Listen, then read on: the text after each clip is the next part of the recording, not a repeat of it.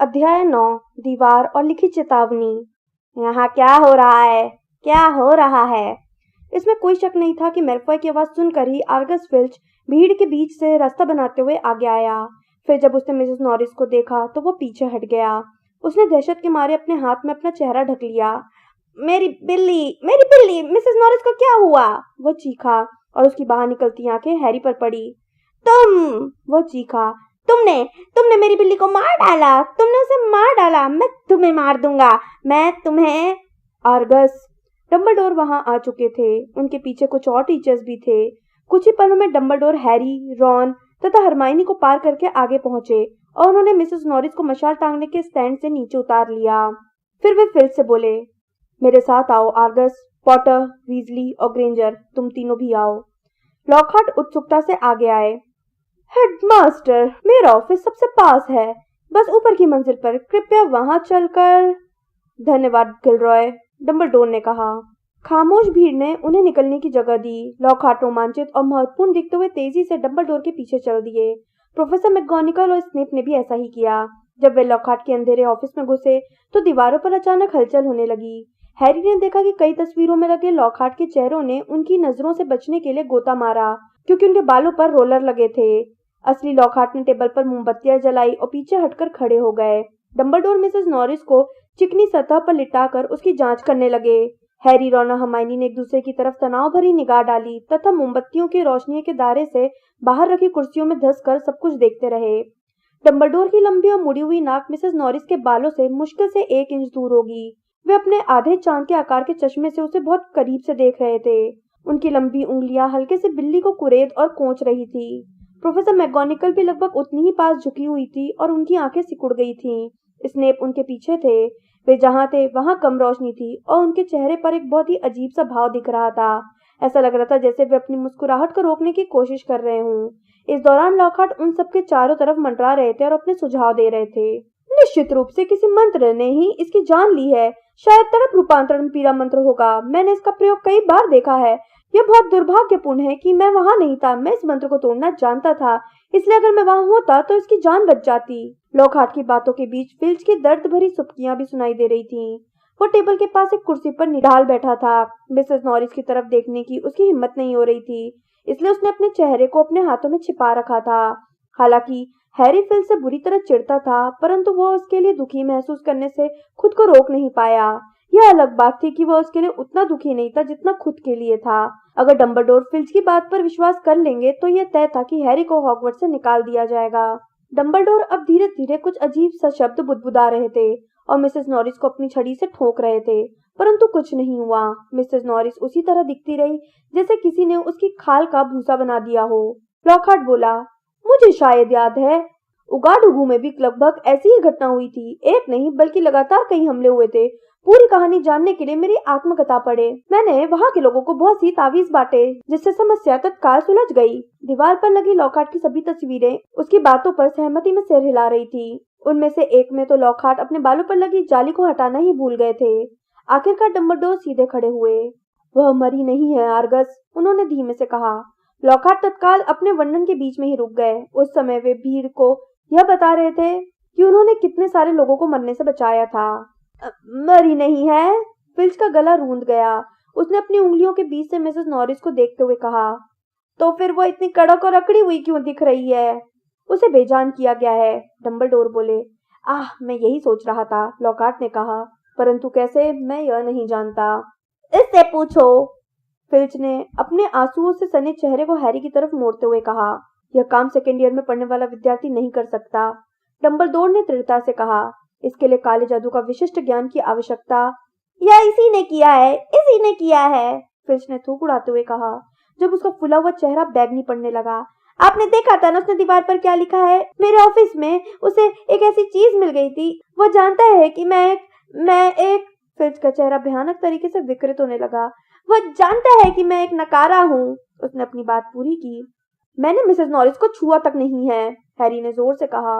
वो इस बात से परेशान था कि सब लोग उसकी तरफ देख रहे थे, जिनमें दीवार पर लगी लॉकहार्ट की तस्वीरें भी शामिल थी, और मैं यह जानता भी नहीं हूँ कि नकारा क्या होता है। झूठ बोलता है, फिल्च घुर्राया। उसने मेरी फटाफट जादू की चिट्ठी देख ली थी। मैं कुछ कहना चाहूंगा हेडमास्टर, स्नेप अंधेरे में खड़े खड़े बोले। उनके मुंह खोलते ही हैरी को यह आशंका हो गई कि उसकी स्थिति अब और बिगड़ने वाली है। हैरी को पूरा विश्वास था कि स्नेप जो भी कहेंगे उससे उसका जरा भी भला नहीं हो सकता। हो सकता है पॉटर और उसके दोस्त गलत समय पर गलत जगह पर हों। यह बोलते समय उनके चेहरे पर थोड़ी व्यंग्यात्मक मुस्कान थी, जैसे उन्हें इसकी सच्चाई पर संदेह हो। परंतु हमारे सामने जो परिस्थितियां हैं वे बहुत ही संदिग्ध हैं। सवाल यह है कि वे लोग आखिर ऊपर की मंजिल के गलियारे में गए ही क्यों थे? वे हेलोवीन की दावत में क्यों नहीं थे? हैरी, रोना, हर्माइनी एक साथ मृत्यु दिवस की पार्टी के बारे में बताने लगे।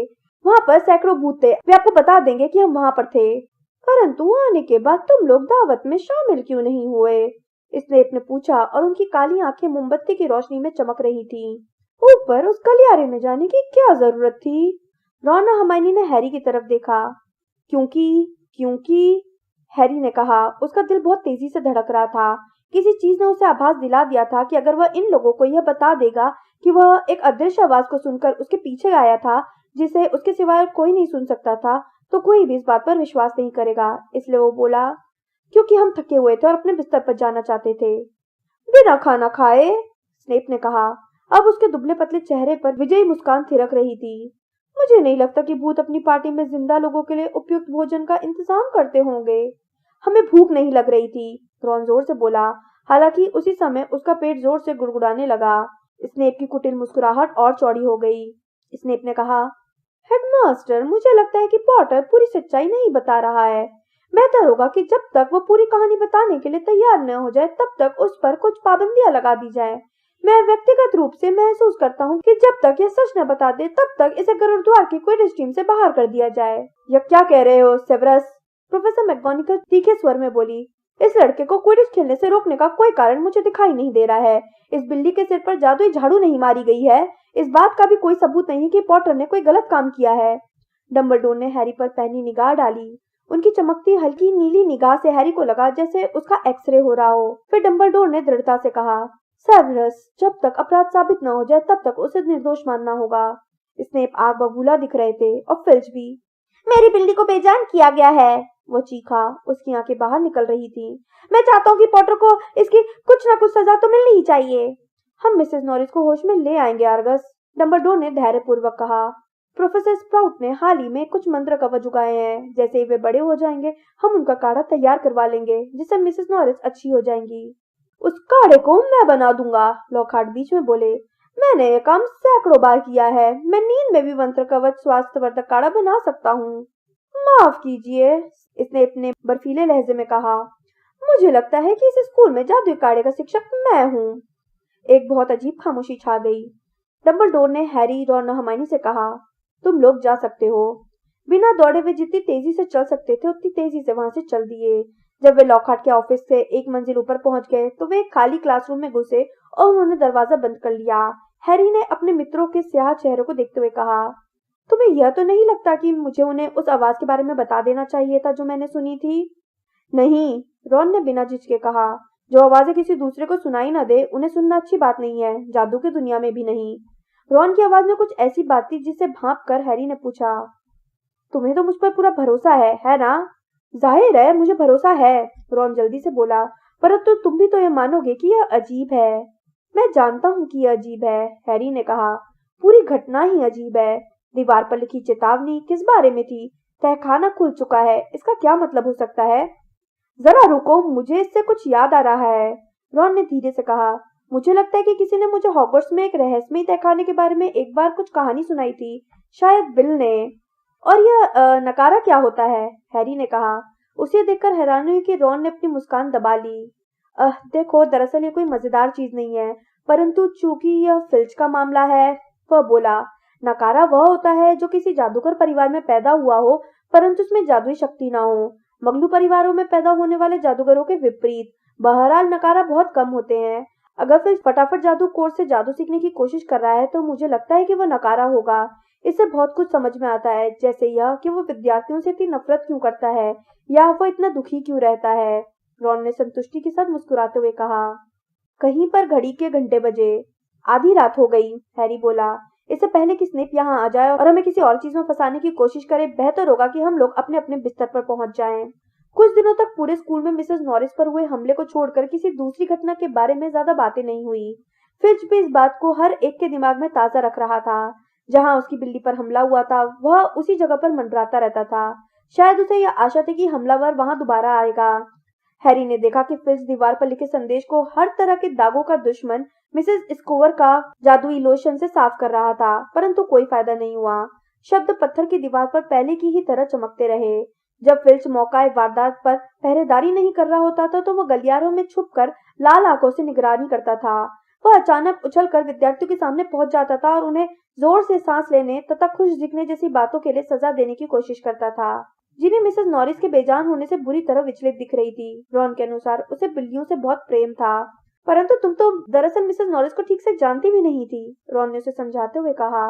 सच कहा जाए तो हम उसके बिना ज्यादा सुखी हैं। जिनी के होंठ कांपने लगे। इस तरह की घटना ऑकवर्ड्स में अक्सर नहीं होती है, रॉन ने उसे आश्वस्त करते हुए कहा। जिस भी सिरफिरे ने किया है उसे जल्दी ही पकड़ लिया जाएगा और यहाँ से तत्काल बाहर निकाल दिया जाएगा। मैं तो बस आशा कर रहा हूँ कि स्कूल से निकाले जाने से पहले उसे फिल्च को भी बेजान करने का समय मिल जाए। रॉन ने जब देखा कि जिनी का चेहरा पीला पड़ रहा था तो उसने तुरंत यह भी जोड़ दिया, मैं तो मजाक कर रहा था। हरमाइनी पर भी हमले का असर हुआ था। बहुत ज्यादा पढ़ना हरमाइनी के लिए सामान्य बात थी, परंतु अब तो वह जैसे और कुछ कर ही नहीं रही थी। हैरी और रॉन ने उससे पूछा भी था कि वो क्या करना चाहती है, परंतु उसने उन्हें कुछ ज्यादा नहीं बताया। अगले बुधवार तक उन्हें हरमाइनी के इरादों का पता नहीं चल पाया। जादुई काढ़े की क्लास के खत्म होने के बाद भी हैरी वहीं रुका था, क्योंकि स्नेप ने उसे टेबलों पर से कीड़े मकोड़े साफ करने के लिए रोक लिया था। जल्दी से लंच करने के बाद वो रॉन से मिलने के लिए ऊपर की मंजिल पर लाइब्रेरी में गया। रास्ते में उसने जस्टिन फिंच फ्लेचली, जो मेहनत का शाउट का वही बच्चा था जिससे उसका जड़ी बूटी का ज्ञान की क्लास में परिचय हुआ था, को अपनी तरफ आते देखा। हैरी ने हेलो कहने के लिए अपना मुंह बस खोला ही था कि तभी जस्टिन ने उसे देख लिया। हैरी को देखते ही वो झटके से मुड़ा और तेजी से दूसरी दिशा में चल दिया। हैरी को रॉन लाइब्रेरी के पिछले हिस्से में मिला, जहां वो जादू का इतिहास विषय का अपना होमवर्क नाप रहा था। प्रोफेसर बिन्स ने सभी विद्यार्थियों से यूरोपीय जादूगरों की मध्ययुगीन सभा पर 3 फुट लंबा निबंध लिखकर लाने को कहा था। मुझे यकीन नहीं हो रहा है, मेरा निबंध अब भी 8 इंच कम है, रॉन ने गुस्से से कहा। उसने अपने चंपत्र को छोड़ दिया जो रोल में वापस मुड़ गया, जबकि हरमाइनी ने 4 फुट 7 इंच लंबा निबंध लिखा है, और वह भी तब जब वो बहुत छोटे अक्षर लिखती है। हरमाइनी है कहाँ? हैरी ने टेप उठाकर अपना होमवर्क नापते हुए कहा। वहां कहीं पर है, रॉन ने अलमारियों की तरफ इशारा करते हुए कहा। शायद वो किसी और किताब की तलाश कर रही है। मुझे लगता है कि वह क्रिसमस से पहले पूरी लाइब्रेरी पढ़ने की कोशिश कर रही है। हैरी ने रॉन को बताया कि जस्टिन फिंच फ्लेचली उसे देखते ही दूर भाग गया था। मुझे नहीं मालूम कि तुम इतनी परवाह क्यों करते हो, मुझे तो वो थोड़ा बेवकूफ लगता है, रॉन बोला और लिखने लगा। वो बड़े बड़े अक्षर लिखने की कोशिश कर रहा था। वह इस बारे में कितनी बकवास कर रहा था कि लॉकहार्ट कितने महान हैं। हरमाइनी पुस्तकों की अलमारियों के बीच से निकली। वह चिड़चिड़ी लग रही थी, परंतु अब वह आखिरकार उनसे बात करने के लिए तैयार दिख रही थी। हॉगवर्ट्स और एक इतिहास की सभी प्रतियां विद्यार्थियों ने ले रखी हैं, उसने हैरी और रॉन के पास बैठते हुए कहा, और 2 सप्ताह की वेटिंग लिस्ट है। काश मैंने अपनी किताब घर पर ही नहीं छोड़ी होती, परंतु मैं कर भी क्या सकती थी। लॉकहार्ट की इतनी सारी किताबों के साथ वो संदूक में आ ही नहीं रही थी। तुम वो किताब क्यों पढ़ना चाहती हो? हैरी ने पूछा। उसी वजह से जिस वजह से हर विद्यार्थी इसे पढ़ना चाहता है, हरमाइनी बोली, रहस्यमय तहखाने की कहानी के बारे में जानने के लिए। वह क्या है? हैरी ने जल्दी से पूछा। यही तो दिक्कत है कि मुझे याद नहीं है, हरमाइनी ने अपना होंठ काटते हुए कहा, और मुझे वो कहानी कहीं और नहीं मिल रही है। हरमाइनी, मुझे अपना निबंध दिखाओगी? रॉन ने अपनी घड़ी की तरफ देखते हुए हताशा में कहा। नहीं, मैं नहीं दिखाऊंगी, हरमाइनी एकदम गंभीर दिखते हुए बोली। तुम्हें यह निबंध लिखने के लिए 10 दिन मिले थे। मुझे सिर्फ 2 इंच की जरूरत है। चलो। घंटी बज गई। रॉन और हरमाइनी जादू का इतिहास की क्लास में झगड़ते हुए आगे आगे आए। जादू का इतिहास टाइम टेबल का सबसे नीरस विषय था। इसे पढ़ाने वाले प्रोफेसर बिन्स उनके इकलौते भूत शिक्षक थे। उनकी क्लास में आज तक जो सबसे रोमांचक घटना घटी थी वह यह थी कि वे ब्लैकबोर्ड से निकलकर कमरे में अंदर आ गए थे। वे बूढ़े थे और उनके चेहरे पर झुर्रियां थी। कई लोगों का कहना था कि उन्हें यह पता ही नहीं चला था कि वे मर चुके थे। वे तो बस एक दिन पढ़ाने के लिए उठे और स्टाफ रूम में जलती हुई आग के सामने अपना शरीर कुर्सी पर बैठा छोड़कर क्लास लेने चले गए थे। उनकी दिनचर्या में तब से आज तक जरा भी अंतर नहीं आया था। आज की क्लास भी हमेशा की तरह ही बोरिंग थी। प्रोफेसर बिन्स ने अपने नोट्स खोले और किसी पुराने वैक्यूम क्लीनर जैसे सपाट आवाज में उन्हें पढ़ने लगे। बोरियत के कारण क्लास का लगभग हर विद्यार्थी गहरी झपकी की स्थिति में पहुंच चुका था। कभी कभार किसी की तंद्रा टूटती थी तो वह एक आध नाम या तारीख लिख लेता था और दोबारा सो जाता था। वे आधे घंटे से बोल रहे थे, तभी अचानक एक घटना हुई जो पहले कभी नहीं हुई थी। हरमाइनी ने अपना हाथ ऊपर उठाया। 1289 के अंतरराष्ट्रीय जादूगर सम्मेलन पर एक बहुत ही नीरस लेक्चर के बीच में प्रोफेसर बिन्स ने ऊपर देखा और वे हैरान रह गए। मिस ग्रेंजर सर, क्या आप हमें रहस्यमय तहखाने के बारे में कुछ बता सकते हैं? हरमाइनी ने साफ आवाज में पूछा। डीन थॉमस, जो मुंह खोले खिड़की के बाहर टकटकी लगाकर देख रहा था, अचानक होश में आ गया। लेवेंडर ब्राउन का सिर, जो अपनी बाहों के बीच में धंसा था, ऊपर उठ गया और नेविल की कोहनी उसकी टेबल से फिसल गई। प्रोफेसर बिन्स ने पलकें झपकाई। मेरा विषय जादू का इतिहास है, उन्होंने अपनी नीरस और घरघराती आवाज में कहा। मैं सच्ची घटनाओं के बारे में पढ़ता हूँ मिस ग्रेंजर, मिथक या दंत कथाओं के बारे में नहीं पढ़ता। उन्होंने अपना गला साफ करते हुए चौक टूटने जैसी एक हल्की आवाज निकाली और फिर आगे पढ़ाने लगे। उस साल सितंबर में सार्डिनिया के जादूगरों की एक उप समिति। वे अचानक रुक गए। एक बार फिर हरमाइनी का हाथ हवा में लहराने लगा। मिस ग्रांट, प्लीज सर, क्या दंत कथाओं में हमेशा कुछ ना कुछ सच्चाई नहीं होती है? प्रोफेसर बिन्स हरमाइनी की तरफ इतनी हैरानी से देख रहे थे कि हैरी को विश्वास हो गया कि आज से पहले किसी विद्यार्थी ने उनके लेक्चर में कभी व्यवधान नहीं डाला था, चाहे वे जीवित हों या मृत। अच्छा, प्रोफेसर बिन्स धीमे से बोले। हाँ, मेरे ख्याल से यह तर्क तो दिया जा सकता है। उन्होंने हरमाइनी को घूरते हुए देखा, जैसे उन्होंने इससे पहले कभी किसी विद्यार्थी को ठीक से देखा ना हो। बहरहाल, जिस दंत कथा की तुम बात कर रही हो, वो बहुत ज्यादा सनसनीखेज और मूर्खतापूर्ण है।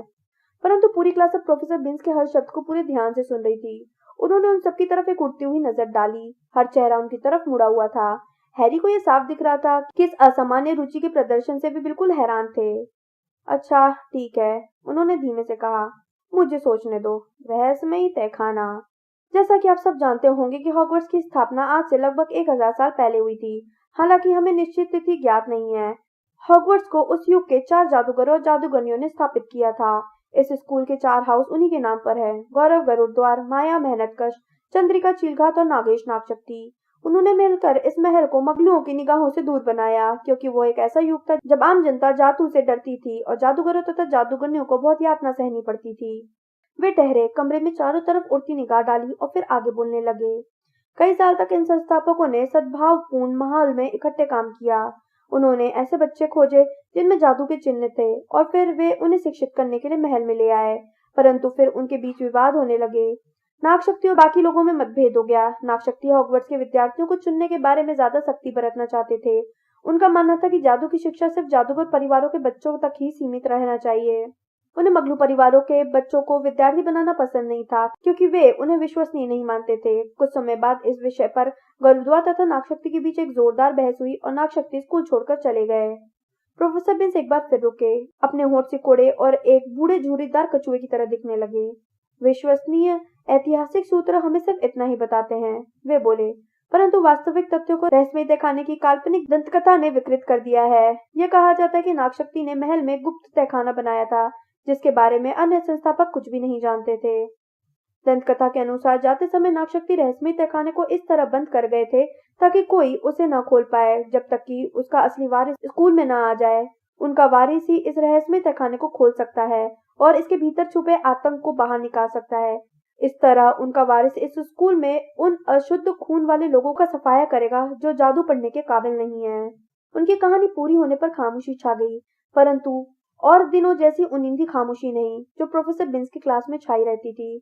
माहौल उलझन भरा था। हर विद्यार्थी उन्हें देख रहा था और ये उम्मीद कर रहा था कि वे आगे भी कुछ बताएंगे। प्रोफेसर बिन्स थोड़े चिढ़ से गए। वे बोले, जाहिर है पूरी कहानी कपोल कल्पना और बकवास है। इस तहखाने को खोजने के लिए बड़े बड़े विद्वान जादूगर और जादूगरनियां इस स्कूल की कई बार तलाशी ले चुके हैं। उन्हें कोई ऐसा तहखाना नहीं मिला। इसका कोई अस्तित्व नहीं है। यह एक ऐसी कहानी है जो भोले भाले लोगों को डराने के लिए गढ़ी गई है। हरमाइनी का हाथ एक बार फिर उठा। सर, तहखाने में छुपे आतंक का ठीक ठीक क्या मतलब है? इसके बारे में यह माना जाता है कि यह किसी तरह का भयंकर जानवर है जिसे सिर्फ नागशक्ति का वारिस ही काबू कर सकता है। प्रोफेसर बिन्स ने नीरस और कांपती आवाज में कहा। विद्यार्थी घबराकर एक दूसरे को देखने लगे। मैं तुम लोगों को यह बता दूं कि इस तरह की कोई चीज नहीं है।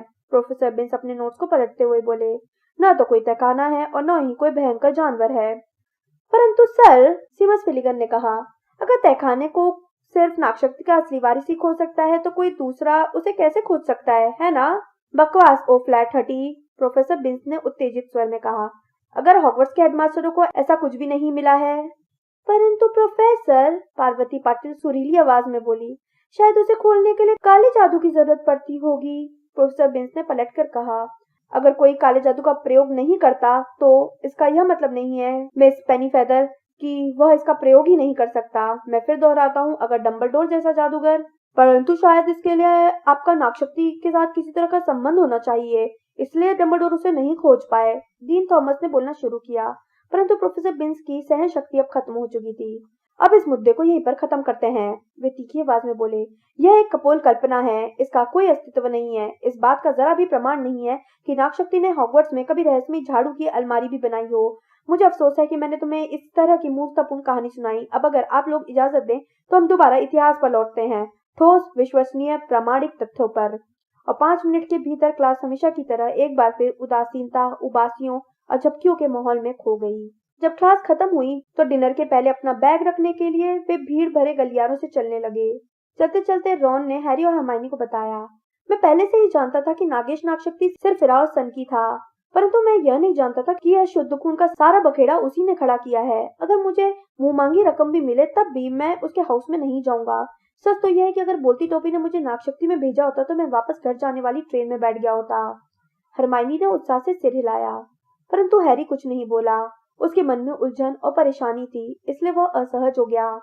हैरी ने रॉन और हरमाइनी को यह कभी नहीं बताया था कि बोलती टोपी ने पहले उसे नागशक्ति में रखने के बारे में विचार किया था। उसे अपनी कानों में गूंजती यह आवाज अच्छी तरह याद थी, जैसे यह कल ही की बात हो जब उसने 1 साल पहले उस टोपी को अपने सिर पर लगाया था। सोच लो, तुम महान बन सकते हो और महान बनने के सारे लक्षण है तुम में, और नागशक्ति महान बनने में तुम्हारी मदद करेगा, इसमें कोई शक नहीं। परंतु हैरी ने पहले ही नागशक्ति हाउस की कुख्यात छवि के बारे में यह सुन लिया था कि ज्यादातर शैतानी जादूगर उसी हाउस से निकलते हैं, इसलिए उसने व्याकुल होकर सोचा था नागशक्ति नहीं। और फिर टोपी ने कहा था, ठीक है, अगर तुम यही चाहते हो तो फिर तुम्हारा हाउस होगा गरुड़ द्वार। जब वे भीड़ के साथ साथ चल रहे थे तो कॉलिन क्रीवी पास से गुजरा। हाय हैरी। हेलो कॉलिन, हैरी ने मशीनी आवाज में कहा। हैरी, हैरी, मेरी क्लास का एक बच्चा कह रहा था कि तुम, परंतु कॉलिन इतना छोटा था कि वह बड़े हॉल में जा रहे विद्यार्थियों के रैले में टिक नहीं पाया। उन्होंने उसे बोलते सुना, मिलते हैं हैरी, और फिर भीड़ उसे धक्का मारते हुए अपने साथ ले गई। उसकी क्लास का बच्चा तुम्हारे बारे में क्या कह रहा होगा? हरमाइनी ने हैरानी से पूछा। मेरे ख्याल से यह कह रहा होगा कि मैं नागशक्ति का वारिस हूँ, हैरी ने कहा, और उसका पेट एक और इंच डूब गया जब उसे अचानक याद आया कि किस तरह लंच टाइम में जस्टिन फिंच फ्लेचली उसे दूर भागा था। यहाँ के लोग तो किसी बात पर भी विश्वास कर लेते हैं, रॉन ने नफरत से कहा। भीड़ छट गई और वे बिना किसी परेशानी के अगली सीढ़ियां चढ़ने में कामयाब हो गए। क्या तुम्हें सचमुच लगता है कि कोई रहस्यमयी तहखाना है? रॉन ने हरमाइनी से कहा। मैं नहीं जानती, उसने त्योरियां चढ़ाते हुए कहा। डंबलडोर मिसेस नॉरिस को ठीक नहीं कर पाए, इसलिए मुझे लगता है कि जिसने भी उस पर हमला किया था हो सकता है कि वह इंसान ना हो। जब वो बोली तो वह एक मोड़ पर मुड़े और उन्होंने खुद को उसी गलियारे के सिरे पर पाया जहाँ पर हमला हुआ था। वे रुककर देखने लगे। वहाँ का दृश्य उस रात जैसा ही था, फर्क सिर्फ इतना था कि अब वहाँ मशाल टांगने के स्टैंड से बेजान बिल्ली नहीं लटक रही थी और एक खाली कुर्सी दीवार के उस हिस्से को ढक रही थी जिस पर संदेश लिखा था, रहस्यमयी तहखाना खुल चुका है, यहीं पर फिल्च पहरेदारी करता है। रॉन बुदबुदाया। उन्होंने एक दूसरे की तरफ देखा। गलियारे में कोई नहीं था। एक नजर ताक झाक करने में क्या हर्ज है? हैरी ने अपने बैग को नीचे रखते हुए कहा। फिर वह अपने पंजों और हथेलियों के बल रेंग कर सुराग की तलाश करने लगा। झुलसने के निशान। वह बोला, यहाँ और यहाँ, यहाँ और इस तरफ देखो, हरमाइनी बोली। बहुत अजीब बात है। हैरी उठा और दीवार पर लिखे संदेश के करीब खाली खिड़कियों के पास पहुंचा। हरमाइनी सबसे ऊंचे शीशे की तरफ इशारा कर रही थी जहां लगभग 20 मकड़ियां तेजी से भाग रही थी और कांच के एक छोटे छेद से निकलने के लिए आपस में लड़ रही थी। चांदी जैसा एक लंबा धागा रस्सी की तरह लटक रहा था, जैसे वे सब बाहर पहुंचने की जल्दबाजी में इसी पर चढ़ी हों। क्या तुमने कभी मकड़ियों को इस तरह के व्यवहार करते देखा है? हरमाइनी ने हैरानी से कहा। नहीं, हैरी बोला। क्या तुमने देखा है रॉन? रॉन! उसने पलट कर देखा। रॉन काफी पीछे खड़ा था और ऐसा लग रहा था जैसे वो भागने की अपनी इच्छा को दबाने के लिए संघर्ष कर रहा हो। क्या हुआ? हैरी ने पूछा। मुझे मकड़ियां पसंद नहीं है, रॉन ने तनाव भरे स्वर में कहा। मैं यह बात नहीं जानती थी, हरमाइनी ने रॉन की तरफ हैरानी से देखते हुए कहा। तुमने काड़ी की क्लास में तो सैकड़ों बार मकड़ियों पर प्रयोग किया है। मरी मकड़ियों से मुझे कोई दिक्कत नहीं होती, रॉन ने कहा, और वह सावधानी से खिड़की के अलावा बाकी सब जगह देख रहा था। मैं तो सिर्फ उनके चलने के तरीके को पसंद नहीं करता। हरमाइनी हंसी। यह हंसने की बात नहीं है, रॉन ने आवेश में कहा। अगर तुम जानना चाहती हो तो सुनो। जब मैं 3 साल का था तो फ्रेड ने मेरे मेरे टेडी बियर को एक गंदी बड़ी मकड़ी में बदल दिया था क्योंकि मैंने उसके खिलौने वाली जादुई झाड़ू तोड़ दी थी। तुम भी उन्हें पसंद नहीं करोगी अगर तुम अपने टेडी बियर को पकड़ते हो और अचानक उसमें बहुत से पैर निकल आए और वो कांपते हुए रुक गया। यह स्पष्ट था कि हरमाइनी को अब भी अपनी हंसी रोकने में बहुत मुश्किल हो रही थी। हैरी को लगा कि इस विषय को बदल दिया जाए तो ज्यादा अच्छा होगा, इसलिए वो बोला, फर्श पर गिरा हुआ वो पानी याद है? वह कहाँ से आया होगा? क्या किसी ने उसे साफ कर दिया है? पानी यहाँ था, रॉन ने कहा। अब वो ठीक हो गया था कि वह फिल्च की कुर्सी के पास कुछ कदम आगे चला और इशारा करते हुए बोला, इस दरवाजे के बराबर। वह दरवाजा खोलने पर लगे पीतल के हैंडल की तरफ हाथ बढ़ाने ही जा रहा था कि तभी अचानक उसने अपना हाथ इतनी तेजी से पीछे खींचा जैसे उसे करंट लग गया हो। क्या हुआ? हैरी ने कहा। इसके अंदर नहीं जा सकते, रॉन ने रूखेपन से कहा। यह तो लड़कियों का बाथरूम है। अंदर कोई नहीं होगा रॉन, हरमाइनी ने उसके पास आते हुए कहा। यह मायूस मीना का बाथरूम है, चलो चलकर इस पर भी एक नजर डालते हैं। खराब है कि बोर्ड को अनदेखा करते हुए उन्होंने दरवाजा खोल लिया। हैरी इससे पहले कभी इतने ज्यादा उदास और निराशाजनक बाथरूम में नहीं गया था। एक बड़े चटके हुए और धब्बेदार आईने के नीचे पुराने पत्थर के सिंक लगे हुए थे। फर्श पर सीलन लगी थी और कुछ मोमबत्तियों के ठूठों से बहुत हल्की सी रोशनी हो रही थी। अंदर बने टॉयलेट्स के लकड़ी के दरवाजे की पपड़ी झड़ रही थी और उनकी हालत खराब दिख रही थी। उनमें से एक तो अपने चूल्हों पर झूल रहा था। हरमाइनी ने अपने होठों पर उंगलियां रखी और आखिरी टॉयलेट की ओर बढ़ी। वहां पहुंचते हुए वो बोली, हेलो मीना, तुम कैसी हो? हैरी और रॉन देखने के लिए गए। मायूस मीना टॉयलेट के अंदर बने कुंड में तैर रही थी और अपनी ठुड्डी के एक मुहासे को उखाड़ रही थी। यह लड़कियों का बाथरूम है, मायूस मीना ने रॉन और हैरी को संदिग्ध निगाहों से देखते हुए कहा। ये लोग लड़कियां नहीं हैं। नहीं, हरमाइनी सहमत हुई। मैं तो उन्हें सिर्फ यह दिखाना चाहती थी कि यह कितना अच्छा माहौल है। उसने गंदे आईने और गीले फर्श की तरफ अस्पष्टता से हाथ हिलाया। उससे पूछो उसने कुछ देखा था क्या? हैरी हरमाइनी से फुसफुसाकर बोला। तुम लोग क्या कानाफूसी कर रहे हो? मीना ने हैरी को घूरते हुए कहा। कुछ नहीं, हैरी जल्दी से बोला, हम तो बस यह पूछना चाहते थे। मैं यह पसंद नहीं करती कि लोग पीठ पीछे मेरी बात करें, मीना ने आंसुओं में डूबी आवाज में कहा। भले ही मैं मर चुकी हूँ परंतु तुम लोगों को समझना चाहिए कि मेरी भी भावनाएं हैं। मीना, कोई भी तुम्हें दुखी नहीं करना चाहता, हरमाइनी बोली। हैरी तो सिर्फ कोई भी मुझे दुखी नहीं करना चाहता, यह भी खूब कहा, मीना गर्जी। इस जगह पर मेरी जिंदगी बस दुख भरी कहानी है और अब लोग मेरे मरने के बाद भी मुझे कष्ट दे रहे हैं। हम तो तुमसे यह पूछना चाहते थे कि क्या तुमने पिछले दिनों कोई अजीब चीज देखी है? हरमाइनी ने जल्दी से कहा। क्योंकि हैलोवीन की रात को तुम्हारे बाथरूम के दरवाजे के बाहर एक बिल्ली पर हमला हुआ था। क्या तुमने उस रात को किसी को आसपास देखा था? हैरी ने कहा। मैंने इस तरफ ध्यान नहीं दिया, मीना ने नाटकीय तरीके से कहा। पीव्स ने मुझे इतना परेशान कर दिया था कि मैं यहाँ आई और मैंने खुद की जान लेने की कोशिश की। फिर जाहिर है मुझे याद आया कि मैं तो पहले ही मर चुकी हूँ, रॉन ने मदद करते हुए कहा। मीना ने दुख भरी सिसकी भरी, हवा में ऊपर उठी और मुड़ी। फिर उसने उन पर पानी उड़ाते हुए और नजरों से ओझल होते हुए सीधे सिर के बल टॉयलेट में छलांग लगा दी। उसकी दबी हुई सिसकारियों की दिशा से वे इतना समझ गए कि वह पाइप के यू बेंड में कहीं पर आराम कर रही है। हैरी और रॉन अपना मुंह खोले खड़े रहे परंतु हरमाइनी ने थके अंदाज में कंधा उचकाया और कहा, सच कहा जाए तो आज मीना खुश हुई होगी। चलो हमें बाहर निकलना चाहिए। हैरी ने मीना की दबी हुई सिसकियों के बीच दरवाजा मुश्किल से बंद किया था कि तभी एक और आवाज आई और वे तीनों उछल पड़े। रॉन! पर्सी वीजली सीढ़ियों के ऊपर ठिठक कर खड़ा हुआ था। प्रीफेक्ट का उसका बिल्ला चमक रहा था और उसके चेहरे पर दहशत का भाव था। यह लड़कियों का बाथरूम है, उसने हाँफते हुए कहा। तुम इसमें क्या कर रहे थे? बस चारों तरफ देख रहे थे, रॉन ने कंधे उचकाए। सुराग खोज रहे थे, और क्या? पर्सी ने अपना शरीर इस तरह से फुलाया कि हैरी को मिसेस बीजली की याद आ गई। यहाँ से दूर रहो, उसने उनकी तरफ कदम बढ़ाते हुए कहा और अपने हाथों को लहराते हुए उन्हें खदेड़ना शुरू कर दिया। क्या तुम्हें परवाह नहीं है कि लोग तुम्हारे बारे में क्या कहेंगे? सब लोग डिनर कर रहे हैं तो यहाँ पर हमारे आने में क्या परेशानी है? रॉन भी अब तनाव में आ गया था। उसने रुककर पर्सी की तरफ गुस्से से घूरा और बोला, सुनो, हमने उस बिल्ली को छुआ तक नहीं था। यही मैंने जिनी से कहा था, पर्सी गुस्से में बोला। परंतु वह अब भी शायद ही यही सोचती होगी तुम्हें स्कूल से निकलवा दिया जाएगा। मैंने कभी उसे इतना ज्यादा परेशान नहीं देखा। वह रो रो कर अपनी आंखें फोड़े डाल रही है। तुम्हें उसके बारे में सोचना चाहिए। सारे फर्स्ट ईयर के बच्चे इस घटना से बहुत ज्यादा घबरा गए हैं। तुम्हें जिनी की परवाह नहीं है, रॉन बोला, जिसके कान अब लाल होने लगे थे। तुम्हें तो इस बात की चिंता है कि मेरी वजह से तुम्हारे हेड बॉय बनने की संभावना खत्म ना हो जाए। गर्भद्वार के 5 पॉइंट कम किए जाते हैं। पर्सी ने अपने प्रीफेक्ट के बिल्ले पर उंगली फिराते हुए रूखेपन से कहा। अब मुझे आशा है कि इससे तुम सबक सीख जाओगे। अब कोई जासूसी नहीं, वरना मुझे मम्मी को खत लिखना पड़ेगा। और वह कदम बढ़ाते हुए वहां से चल दिया। उसकी गर्दन का पिछला हिस्सा भी रॉन के कानों जितना ही लाल था। उस रात हॉल में हैरी, रॉन और हरमाइनी ने पर्सी से सबसे दूर वाली कुर्सी चुनी। रॉन अब भी बहुत बुरे मूड में था और वह अपने सम्मोहन के होमवर्क पर स्याही के धब्बे गिराता रहा। जब वह अपनी छड़ी से लापरवाही से धब्बे मिटाने की कोशिश कर रहा था तो उसके चंपत्र में आग लग गई। अपने होमवर्क की तरह ही आग बुला होकर रॉन ने मंत्रों की मानक किताब भाग 2 बंद कर दी। हैरी यह देखकर हैरान हुआ कि हरमाइनी ने भी ऐसा ही किया। यह कौन कर सकता है? उसने शांत आवाज में पूछा, जैसे वो पहले से हो रही इस चर्चा को आगे बढ़ा रही हो। कौन चाहता होगा कि सारे नकारा और मगलू बच्चे हॉगवर्ट्स से बाहर जाएं?